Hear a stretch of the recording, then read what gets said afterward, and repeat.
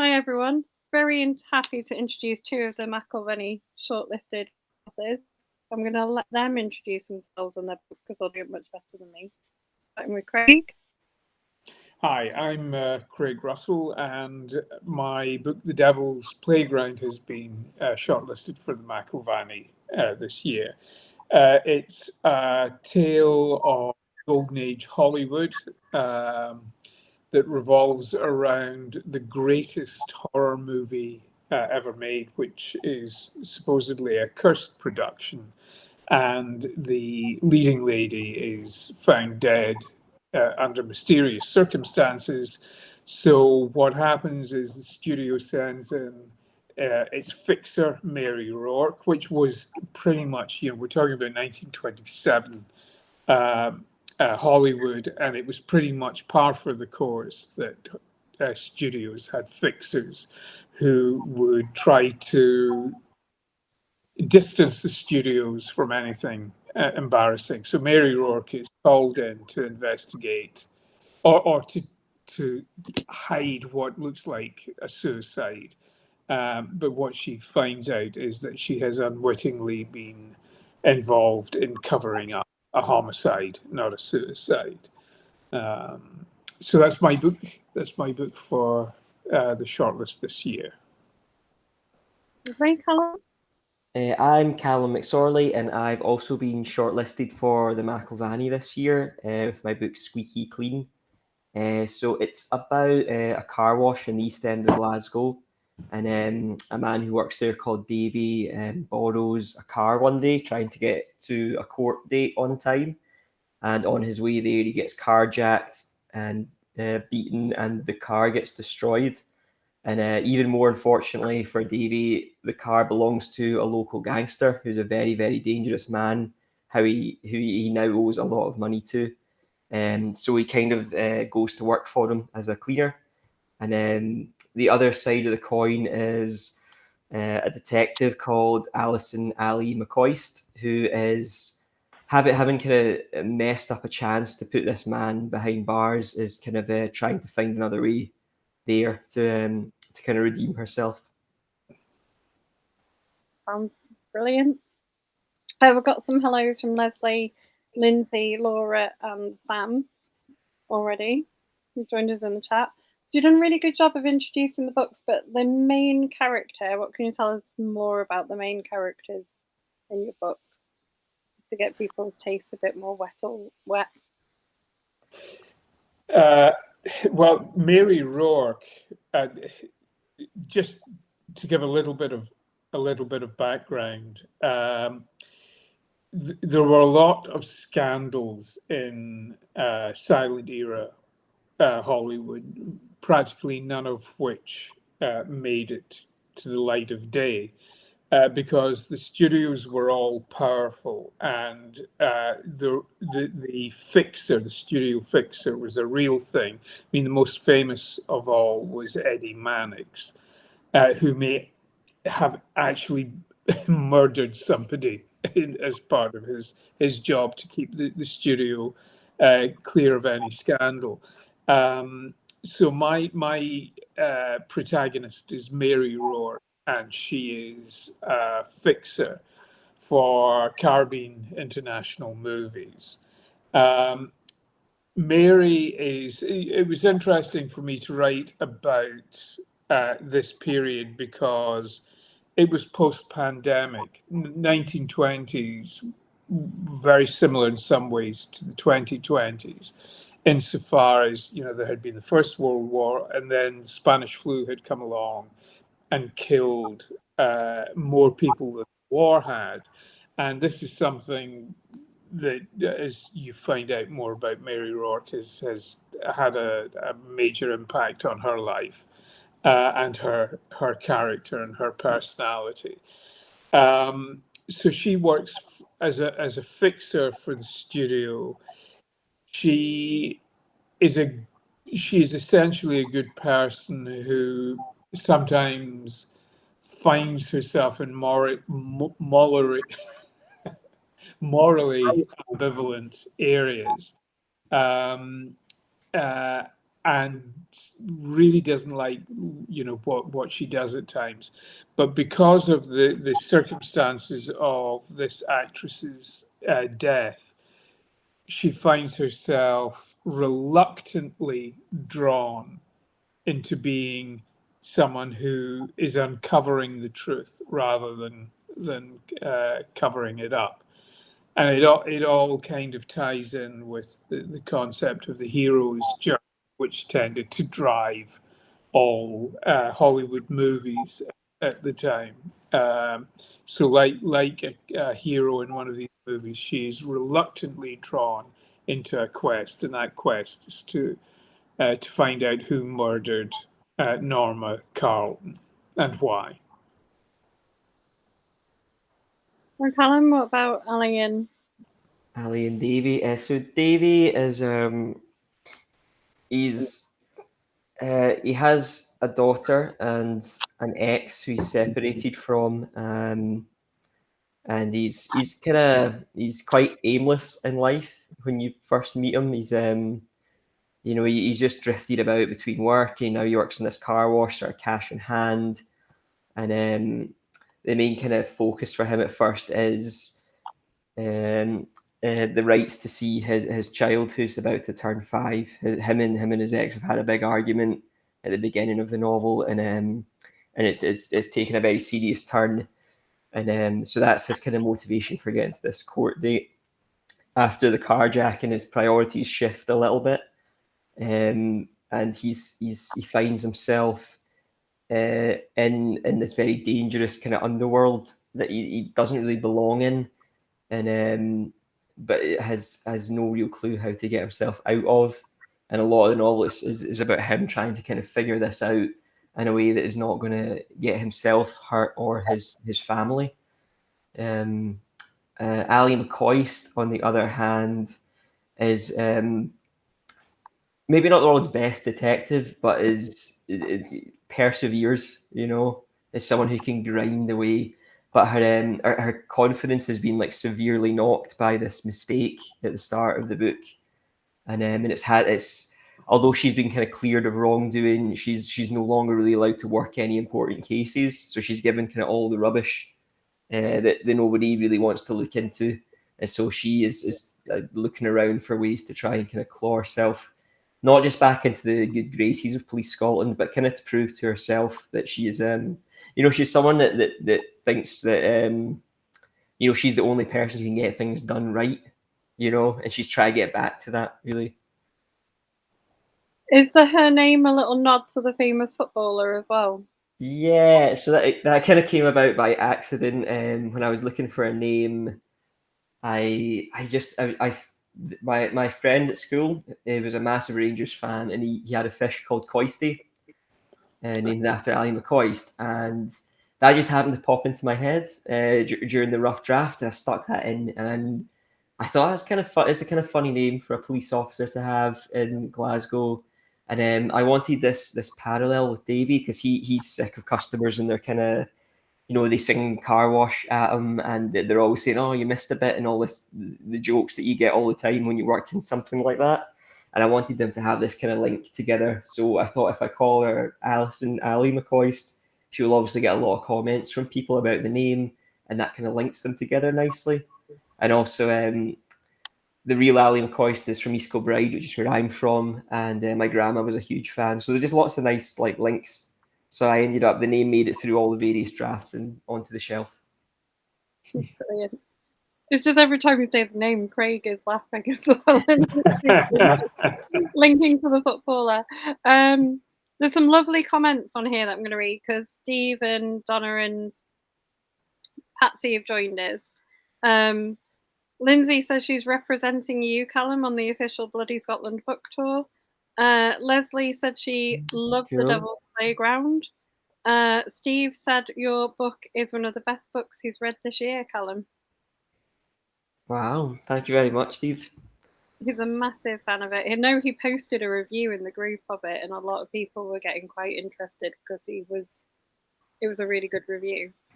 That's cool. Thank you. Patricia says she's got both of your books and needs to start reading them. And Lucy said it's good, it's intentional, because she loved Ali McCoist. I'm presuming she loved the footballer Ali McCoist. Are you both going to the festival? I presume you go to the prize giving. Are you on panels as well? Well, I think are we not at the front of the torch Yeah, parade I think we're entrusted to lead the parade. I don't know Stirling very well, so I might get lost. But yeah. Well, you'll be easy to find. But yes, and then I think you've got an event, haven't you? I'm doing the debut panel on Friday, which kind of takes place. It kind of like at the end of the debut panel, it's the reception, and then the procession and prize giving. It all kind of runs together. Yes, yeah. I've got an event with Liam Mcilvanney on Sunday at lunchtime, so I'm really looking forward to that. Well, Yeah, so am I actually. I'm gonna hopefully slip into that. I think we had Liam McIlvanney on last year. Was he shortlisted last year? Probably. If he had a book out, I'm sure he would have made it to the last. Yeah, it was recently, and we had him on in here, and he was really, really interesting to hear talk. Yes. So imagining you two together will be fantastic. No, I'm really. We've sort of exchanged messages, the whole social media thing, but I've never actually met Liam face to face. I'm really, really looking forward to it. The debut panel sold out, apparently. I didn't know that. That's great. That's cool. I'll trust the people who are commenting in here. So if you were to win the prize, because you've got a 1 in 4 chance, each of you, what is it that you win? What you win it's a Glencairn glass. I don't know if you've ever seen the malt whiskey taster glasses that sort of shaped that way. It was Glencairn glass who basically created that. They obviously captures the aroma of the whiskey, so that when you're tasting it. So it's a very, very, very large version of that is the trophy, and there's there's a cash prize to it, but the other thing you get is Bloody Scotland's publicity machine is very, very well oiled.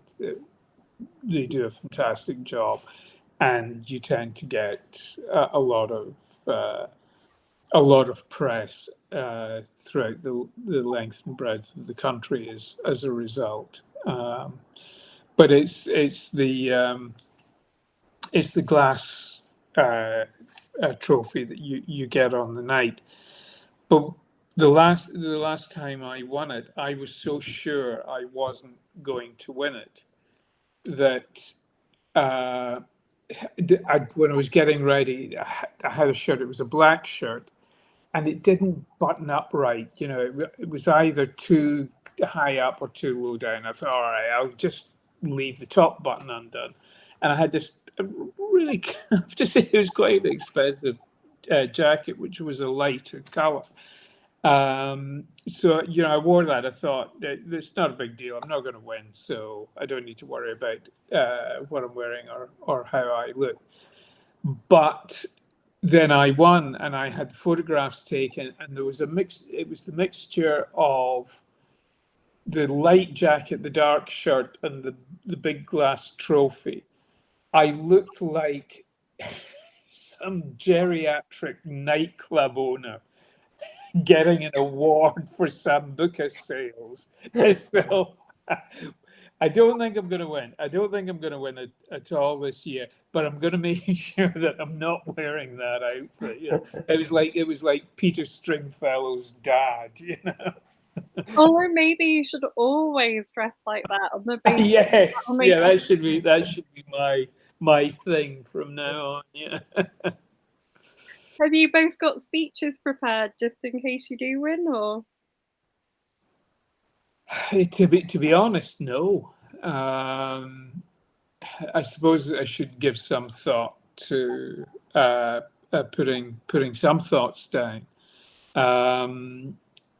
But the last time I won, I was literally speechless because, as you know, this time I didn't think there was a chance of winning. But so, what about yourself, Callum? No, I've not written anything down. I've been practicing my like magnanimous in the face of defeat sort of look. Like, well done, that kind of thing, you know. I'm ready for that. Yeah. You planning to take Craig's tips of dressing? Yeah, well, I'd get like a top hat and a fancy jacket and stuff, I think. Yeah. Yes, that's the way. Yeah, just in case, you know. It does seem really good, Bloody Scotland, for debut authors. It really encourages like those, because there's a debut prize which you're shortlisted for as well. There's lots of kind of opportunities to sort of speak before panels and things like that. How does it feel kind of being supported by them? Yeah, it's excellent. It's you know, like Craig was saying about the kind of publicity and marketing side of the festival. That's even in the kind of run up, you can see that stuff. We've had me and the four other debuts have had loads of chances to kind of get our stories into newspapers and websites and all sorts of things. It's been really great on the run up, and we all got to meet each other at the program launch, which is really nice as well. So we've kind of been able to like set up a kind of chat group and everything like that. And yeah, it's been pretty fantastic. It's been really cool. Yeah, one thing I have to say is that one thing I've noticed as the years have gone by with Bloody Scotland is, and it's really good to see. They're very supportive of debut authors, but there is it's something about Scottish crime writing that I think is particular to Scottish crime writing. Is there is a massive new talent out there, and we talked about this before. It's a very dynamic culture, if you like, where there are a lot of new names coming up. And new names become established. Alan Parks, Robbie Morrison. New names become established very quickly. So there's a constant flow of new blood, and I think that is one of the things that makes Scottish crime writing very strong. And I think Bloody Scotland has done a particularly good job in supporting that. Yeah, because they even do the kind of it's almost a sort of pipeline thing where they have like they have the author spotlights for unpublished authors, and they also have like Pitch Perfect for people looking for Yes, agents for their first books and stuff. They yes, do all these other events as well, kind of helping to get people from the kind of unpublished stage to the debut stage, yes. and then beyond. Yes, and that's been, that's obviously been very successful as well. I do think they're doing a great service to the Scottish crime writing community, but also, as I say, I think Scottish crime just is so vibrant at the moment. And what it means is it's not all the same kind of stuff. It's very.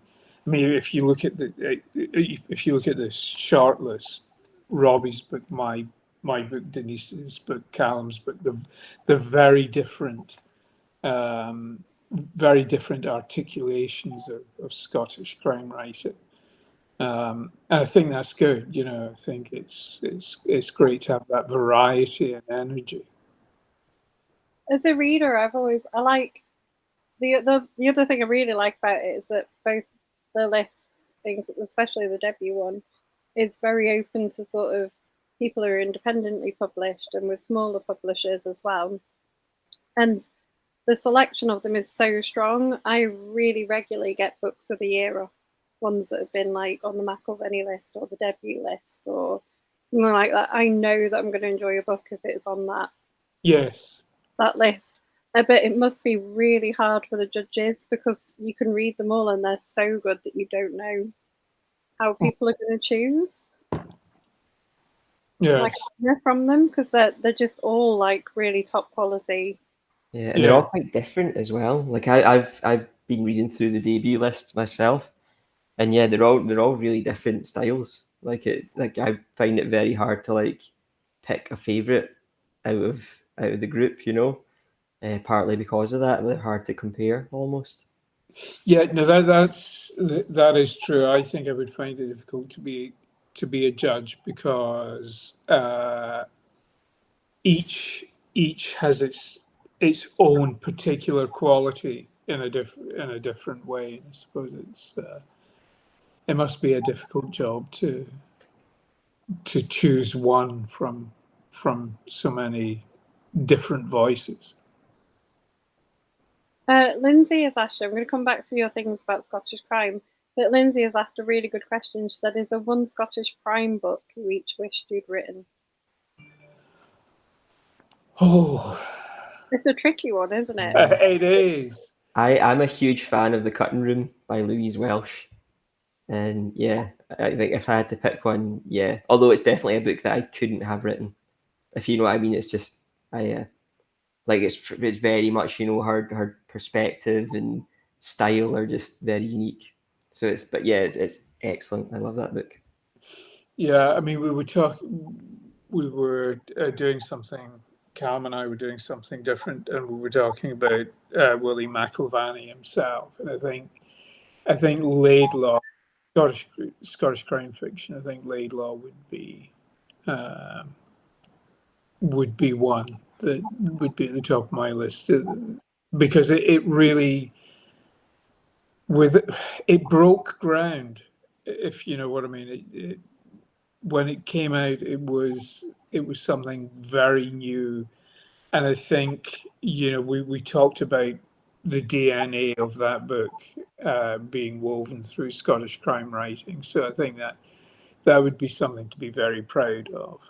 Would be to have that book. And when we were talking about it the other day, I forgot to mention I actually one of my prized possessions is I have a signed copy of Laidlaw by William Mcilvanney. So that would be my choice, probably. I think those are both excellent choices. What do you think, both of you, about what makes the Scottish crime fiction is appealing to everyone, isn't it? Like worldwide, it seems to be really well established as a genre. Like people go to it time and time again. What is it about Scotland and Scottish authors that draws people to it so much, do you think?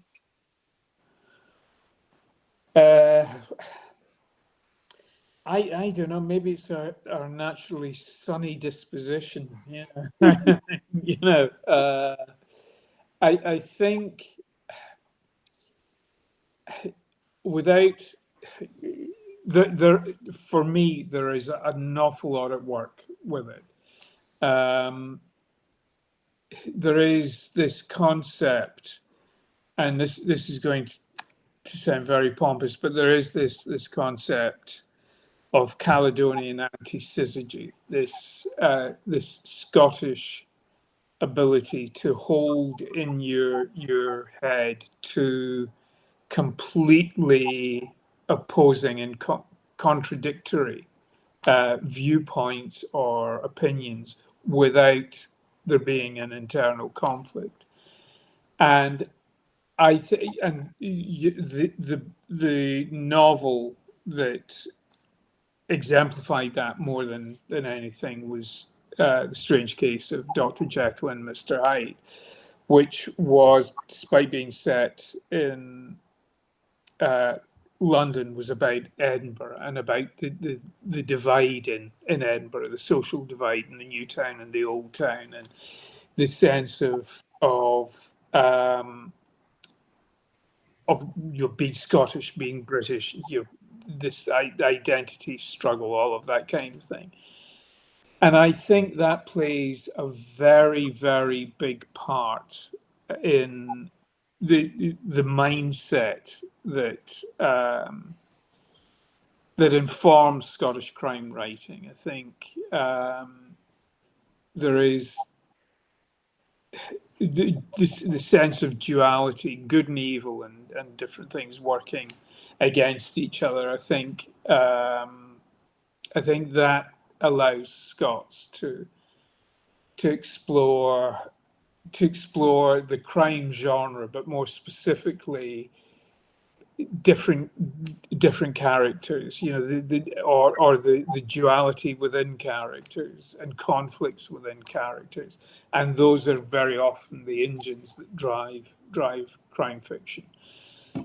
But there again, the Norwegians, the Swedes write fantastic crime fiction, and they're the happiest people on the planet. So they tell. So they Well, tell they say though that the kind of darkest, bleakest crime fiction tends to come from happier societies. You know, Well, places where like where there's much higher levels of crime and poverty in the real world, there tends to be slightly less uh, bleak crime fiction. actually, that's a very that's a very good point, because my Spanish publisher said that because they are responsible for world Spanish. They said they have a terrible job selling crime in places like Mexico, because Because Mexico has people are so living it, aren't much they? of the real Yeah, thing they don't want to read yeah. about it. So maybe that's true, and I think that there is a validity in that we live in a society, as do the Scandinavians, where crime isn't a dominating part of our lives, and we feel a little bit removed from. So maybe it is that sort of vicarious experience of crime that we like to enjoy. Yeah, and there's that kind of history, especially in Glasgow, of violence almost. You know, running right through from the razor gangs and all that sort of stuff. All that kind of it still lives on in the cultural memory to Oh this yes, day. You know, like and that's so although it doesn't exist in the same way anymore, you still kind of tap into that when you're telling crime stories set in this part yes, of the country. You know, yeah, but yeah, because you raised the last time we talked, you raised that point that you know maybe things improve, uh, but it's kind of trapped in your DNA, and it's still part of your identity. And as you know, I've written the whole Lennox series set in Glasgow, and I think that's very true. I think the history of violence sort of. yeah, because Glasgow used to be a very, very dangerous city, didn't it? You know, it's like New York in the 70s and 80s. You Oh know, yeah, yeah, violent places that are now actually pretty tourist friendly. You know, yeah, and but there's still yeah, that you can still imagine it. You know, when you look at the streets, you can imagine. The yeah, dark, no mean city kind of vibe of that era. yeah. I know. I believe it or not, I don't know. Do you remember Glasgow's Miles Better? The slogan. Is this the slogan before people make Yes, Glasgow? yeah, Yeah. and it was the big thing in the 80s. I actually worked for the ad agency that that came up with that, the Glasgow Smiles Better, and it worked really well. Uh, but they didn't appreciate, and this is going back to that time. They didn't appreciate my suggestion, which was Glasgow, come for a laugh, go home in stitches. Goes back to the early 80s, 70s. But it was, I remember Glasgow in the 70s it was a very, very dangerous place at times. In the first place I saw where you had sort of very heavy security on pub doors and that kind of thing. Yeah, I mean, they still McDonald's on Union Street still has a bouncer in the evenings on a Friday, Saturday night. case it gets a bit rough. I don't know if I've ever been anywhere where McDonald's has a bouncer. It must be one of only a few, I would think. Yeah. Yeah, there's as Callum knows, I used to live near Glasgow as well, just 10 minutes away from Glasgow. And we used to go in, and my wife and I used to go to this place, which will remain nameless. But that was it was the safest place to be. Everybody was dressed in Pringle or designer wear. You know, it looked like a golf club bar, but it was the safest place to go because you could bump into somebody and spill the drink and there'd be no hassle, because we used to sit there and we used to watch people. My wife and I used to say, right, gangster, serious crime squad, gangster, serious crime. This way, obviously, where they all went, and so no trouble. This is we went to get away from it all. Yeah. Patricia, our Scottish admin, you'll probably see her at Bloody Scotland. She's normally not easy to miss because she tends to wear really bright yellow and black clothes and things. So you'll know her if you see her. She likes to get books signed. She said that the Scottish crime fiction is so good because you're all the greatest and have a good imagination. Oh, well, who are we to argue? Laura said Scottish crime so extensive, her library's crime bubble is planning on having multiple sessions on it, including one on the Mcilvanney debut shortly. Some good choices there, Laura, for you. Lindsay wants to know, Callum, if you had a conscious choice to use a lot of Scots, and did you get any pushback from the publishers for it? In fact, for both of you, have you had any pushback from publishers? Me, no, not at all. So it was a conscious choice. I wanted so the car wash in the story is where I used to work when I was at uni, and it's near the Barras Market at the end of Bell Street, and I wanted to write like how people spoke there, and so that necessitated writing in Glaswegian, and I didn't want to have apostrophes everywhere, so I got rid of all that sort of stuff and dropped all the G's. I went for like a kind of as fully phonetic as I could because I thought that was the best way to express it, even to the point of where I know a lot of people, like I think this is maybe a contentious one, but like the word deed for dead, they would write DEID, which I don't like because it's too close, it's too similar to the word died. It looks like a typo. So I always write deed like DEED, which is maybe slightly unusual. And probably if you were to write a Scots dictionary, it would be wrong. But for me, it sounded right in my head, and so I went fully down that road, and my publisher were totally fine. My editor is a big fan of The Young Team by Graham Armstrong, so I think that book's obviously written in first person, is fully in Scots, and I think the success of that book proved that it's no hindrance, So I think more publishers are willing to take a punt on it. I would say that in terms of pushback for Scots, I've experienced that more where it's come to like sci-fi. I write a lot of short stories, and when I've written, there's a couple of sci-fi short stories I've written using Scots, and there was one in particular that was in first person, and I eventually came to an agreement with the editor, and we worked it out. But yeah, I had a bit of pushback on that. It's interesting. Yeah, I with the Lennox series, because it's a big decision, and you have to make it right at the start and stick with it all the way through. With the Lennox, proofreading it is a nightmare. yeah, with the Lennox series, I decided, not to write everything in dialect because for a wider readership, I just thought, no, and I don't want that to get in the way of people reading it. But ironically, I came unstuck, and it wasn't my publisher who pointed it out. It was actually a reader who pointed it out, and I thought, no, this is fair enough.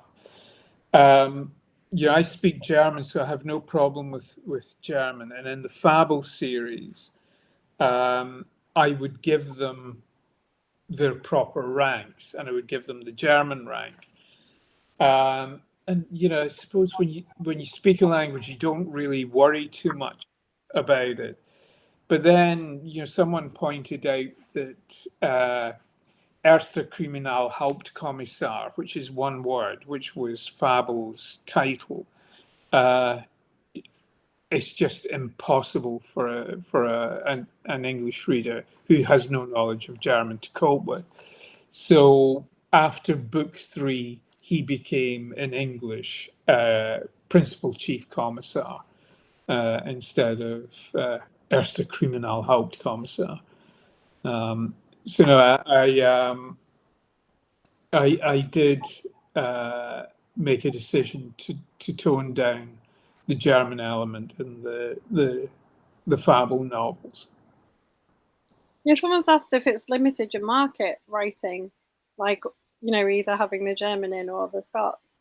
But Steve, who we were talking about, who gave you an amazing review, is based in LA. Mm-hmm.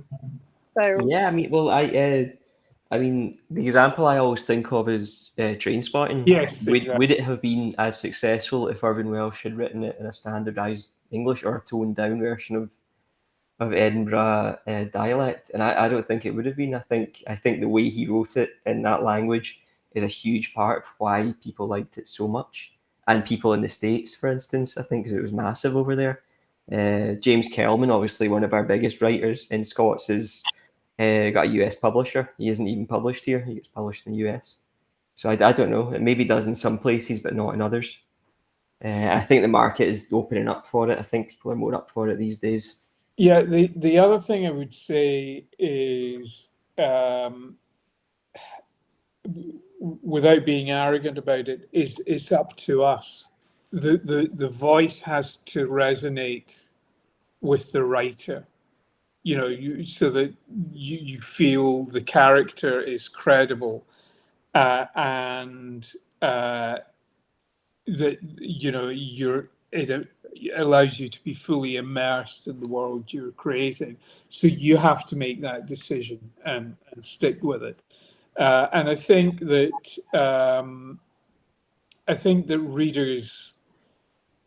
readers will respond to it whichever route you choose, but they won't respond to it if you force it one way or the other.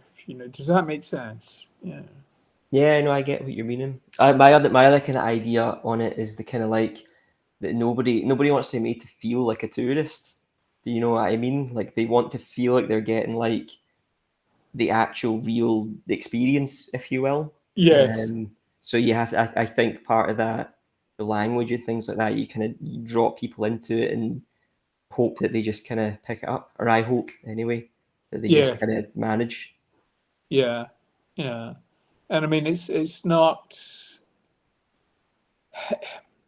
that difficult, for someone in America, for example, to follow it. It's not that far removed from standard English that they can't have a stab at guessing, what's meant, the meaning. I think it adds to the flavour of the story as well. I was talking to an Irish author the other day for a similar thing, and I was saying one of my favourite books of all time is Wuthering Heights, and I think there's like huge chunks of Yorkshire dialect and that, like, quite heavy. But it needs to be there. It matches the thing. It's how the person would talk, and it gives you that feeling of being in that place. And it's the same with writing in Scots or using the proper German titles, isn't it? It's only going to make you appreciate the sense of place and things in the book more. Yes, and I did make that decision to anglicize some of the titles because I think it was causing readers to trip up. But conversely, I had other people saying exactly what you're saying, that they liked to hear, the names for things in the authentic language, so that they got a sense of place. We've got other comments coming in. Laura says the McDonald's in Worcester city centre has bouncer and has done for several years. Nice. The Midlands version of Glasgow, apparently. I was trying to think back. I don't know any ones that have a bouncer, but there were several nightclubs in Leeds that if you went into, you didn't want to go into like certain toilets on your own and things like that. Yes. Yeah. Every place has some of those kind of bits, doesn't it? Maureen wants to know what you're both working on next. Well, I'm working. I've got 3 projects underway. 2 are crime, and 1 is completely non-crime. So I'm working with my US agent on these, and I'm just they're in development, which is why you can tell I'm being very reluctant to give details. But one of them is speculative fiction, which will either be a Craig Russell or a Christopher Galt. But the other 2 are crime, and we're just talking about what we'd do with them and who would be best to handle them, that kind of thing. So I'm currently in the editing process of another book, which is a historical crime novel set in Tokyo in the 1890s. And it's partly about like this real life event of this ship that sank, and a lot of Japanese passengers died on board. And it's also I wanted to write about the Scottish business interests in Meiji era Tokyo at that time. And I'm also outlining some more trouble for Ali McCoist. Excellent, that's good to hear. So, Steve, our lovely American reader, has said the thing about Scottish crime is the story and depth of characters. The dialect adds a realistic touch. And he said he was amazed by how much he understood automatically about your book, Callum. He said he only had to do a few things to research, but maybe it's because the amount of Scottish crime he's read now. But he still found yours a smooth, gripping read. Thank you very much. That's good. That is what I was going for. That's exactly it. No, I think it is. Yeah, I mean it's all phonetic essentially. So even if you're new to it, you take it a bit slow, and then I also think if you were to come to Glasgow and you weren't familiar, everyone speaks really fast and the accent's really broad, and you would probably be a bit like, I don't know what you're saying anyway. So it's like that experience, but in book form. You know, Yeah. like, it takes time for your brain to kind of catch on to it. So you said he's just asked if you'll continue with Ali McCoist. I was going to ask for both of you. Would you revisit the books that are on this list? Because The Devil's Playground, Craig, was, I interviewed you about it, and that I'm a huge fan of The Devil's Playground as well. And we've got some huge fans in here of both books. Are you both tempted to write? You mentioned a little bit about a sequel. Are you tempted to dip back into that world as well, Craig? Oh yes, I mean Mary Rourke. To be honest, one of the crime options I'm exploring is another Mary Rourke. I want to see how this does, and then judge whether to commit fully to it. But Mary Rourke is just a character that everyone seems to love, and she seems to resonate with everyone. So I think, and I really loved writing about that period and that place. So I would like to return to that, and that's one of the things that I'm looking at the moment is not a sequel, not a follow up, just another adventure. A few years further down the line in Hollywood with Mary Rourke. Yeah, I don't know if it would work as a straight sequel. Because The Devil's Playground is a very unique story, isn't it? It is, yes, yeah. But the thing about, I mean, it's set in 1927, and obviously, you know, the world changed at that moment because of, I mean, it was the microphone that changed culture permanently. So moving on a few years from then, Hollywood has changed totally, and the world has changed totally. And I have an idea that brings Mary Rourke into still within Hollywood, still working in the film, the movie business, but a completely different story that explores other dark aspects of the Hollywood. Callum? Yeah. I've been outlining what to do with Ali next. I left her in not a great place, and feel bad about it. Should probably try to do something. Yeah, I think things are going to get worse before they get better, for sure. That's probably not what people like Steve want to hear. So they'll be happy that there's another book. So you were saying you write sci-fi, Callum. Craig, you're talking about a bit of speculative fiction, maybe. You've also dipped. There's little chunks of horror, isn't there? In like, I know the movie's a horror movie, but there's kind of Yes. quite sort of almost horror, more horror style writing. How do you feel about kind of bending genres and things in your writing? Are you going to be tempted to try that more in the future, both of you? Well, Do a sci-fi book. I already have, as Christopher Galt, I write science fiction, well, speculative fiction. So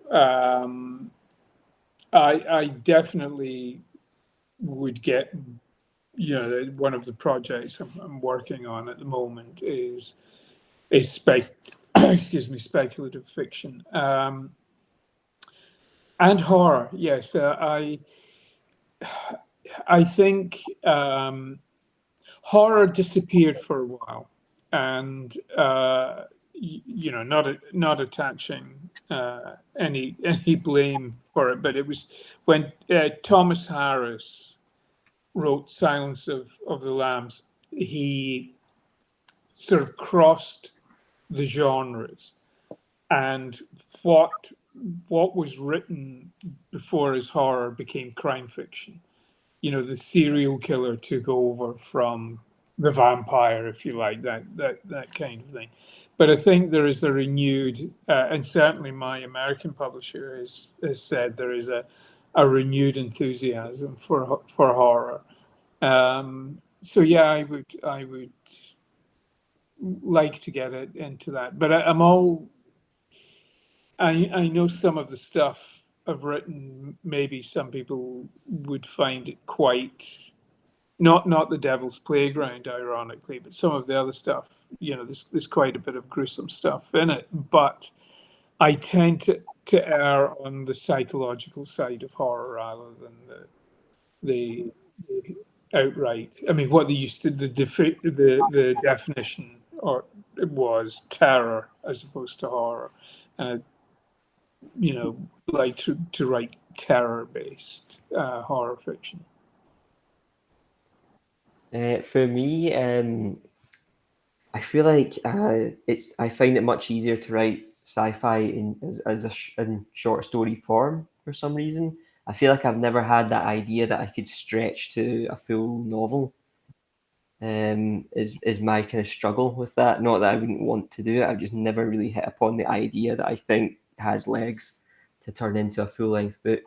Anytime I kind of go beyond, a short story, it's a world in such a small place, and you maybe don't have to think so much about the smaller details. And if you expand it to a full novel and you want to make it feel real, then suddenly you realize that your idea is full of holes, like and how it applies to say your character's day-to-day life, which you maybe didn't consider as much when you were just doing a short.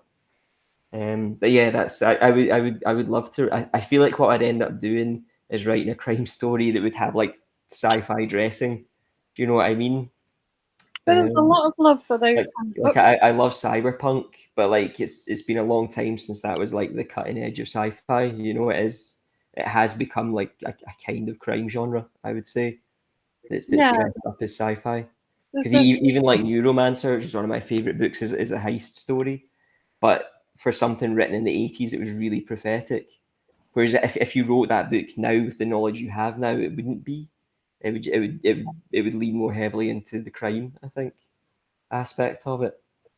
If you see what I mean.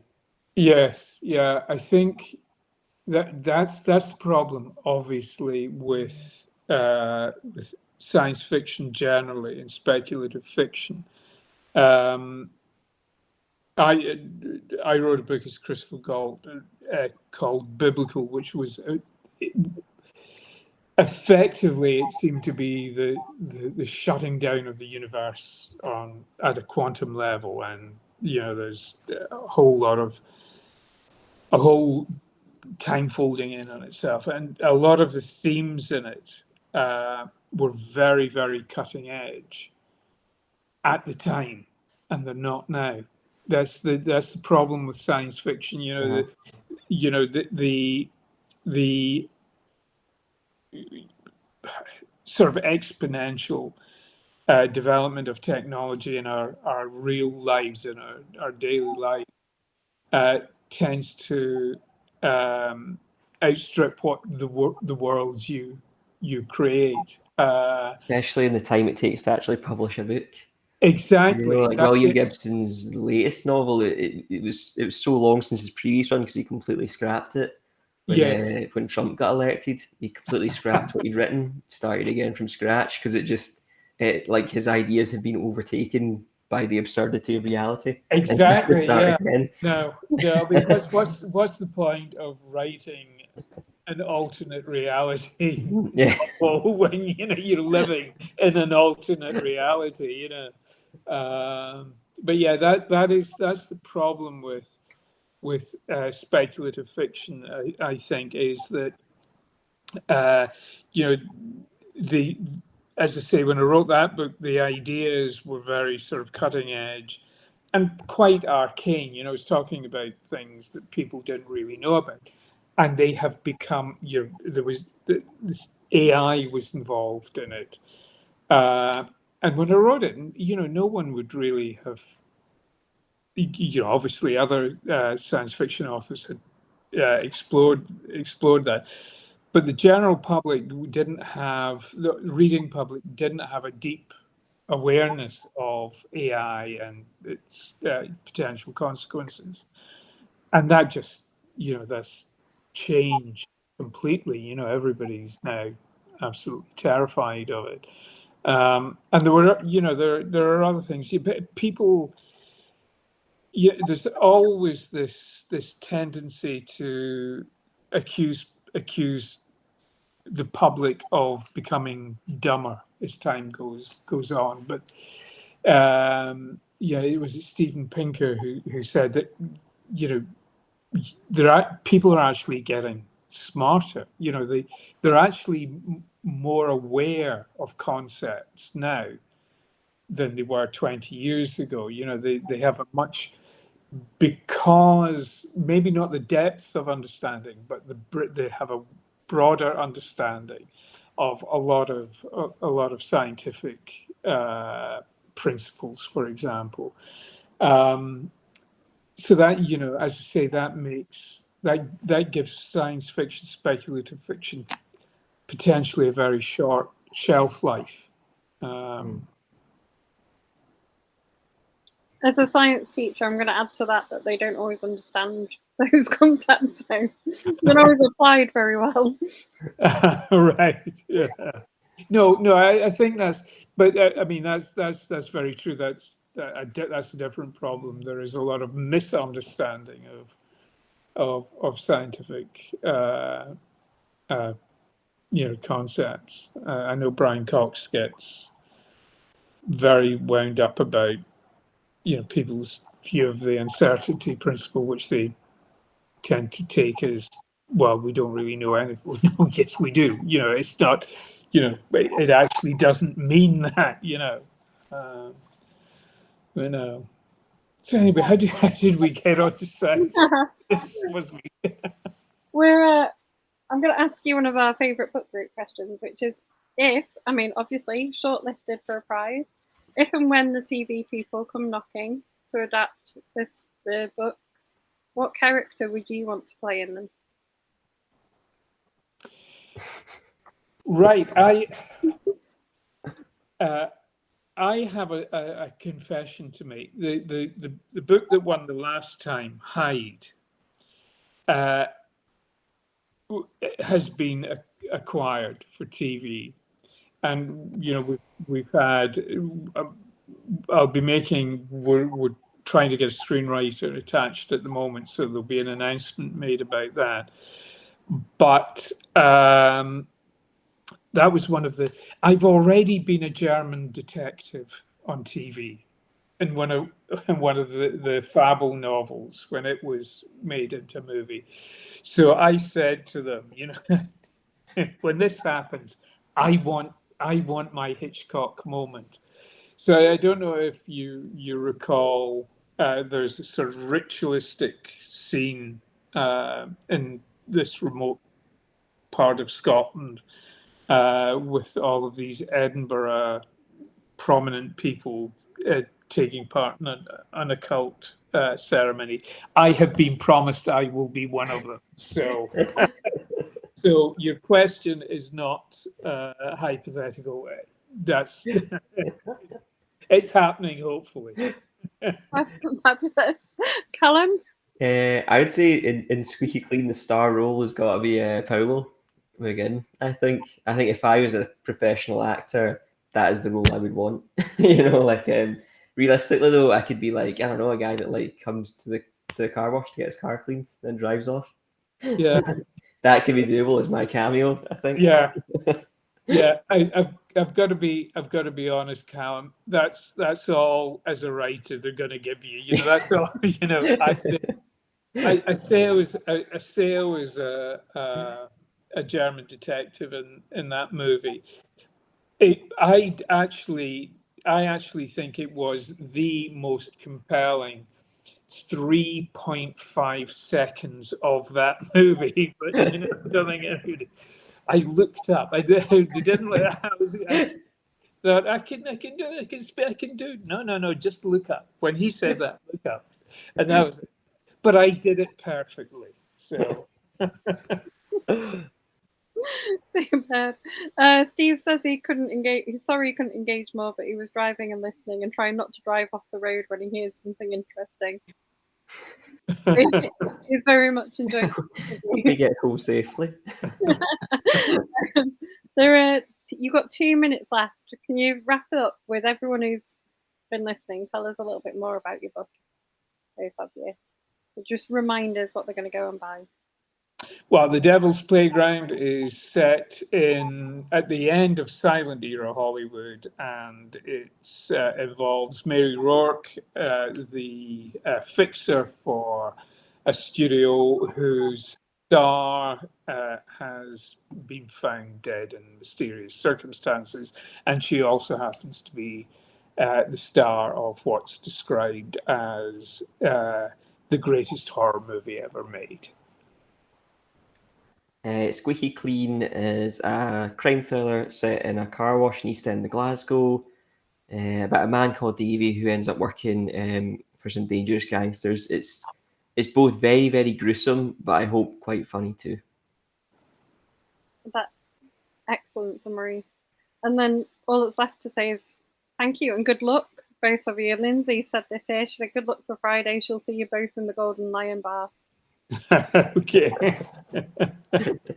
Drinks are on Callum. It'll be alcohol-free beers all round then. But yeah, good luck, both of you, and thank you so much for joining us. Thanks for having me. My pleasure. Thanks a lot.